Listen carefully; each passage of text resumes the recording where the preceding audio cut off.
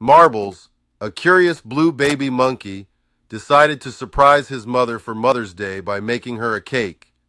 He gathered all the ingredients and mixed them together, carefully following the recipe. As he slid the cake into the oven, he couldn't wait to see his mother's face light up when she saw it. But as he opened the oven door, he was met with a puff of smoke and a burnt cake. Marbles was devastated. He had ruined the cake and was too embarrassed to show it to his mother.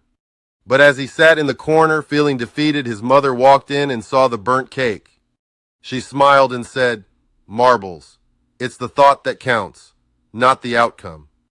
I love you for trying." She took Marbles' hand and said, "Let's go get some ice cream instead." My treat. Marbles' face lit up, and he forgot all about the burnt cake. As they licked their cones, Marbles realized that sometimes, even when things don't go as planned, love and effort can make up for it.